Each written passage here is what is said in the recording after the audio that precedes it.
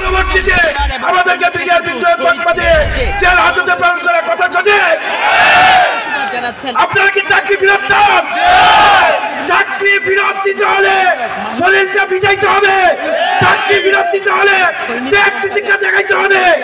একটা কথা বলতে চাই আমি, শুধু আমাদের মামলা যেহেতু পুনঃতদন্ত হচ্ছে, সকল জেলবন্দি বিডিআরের মুক্তি দিতে হবে, দিতে হবে, দিতে হবে। এই বাংলার মাটিতে কারো ফাঁসি হবে না, প্রথমে শেখ হাসিনার ফাঁসি হবে, শেখ হাসিনার ফাঁসি দিয়ে পরে অন্যদেরকে ফাঁসি দিতে হবে। আমার পরবর্তী দিক নির্দেশনা আসবে, আপনারা সবাই অপেক্ষা করবেন। যেভাবে দিক নির্দেশনা আসবে আমরা সুশৃঙ্খল বাহিনী হিসাবে সেইভাবে মাইন ভাই যেভাবে বলবে সেইভাবে আমরা চলবো। এতে আমরা রাজি আছি,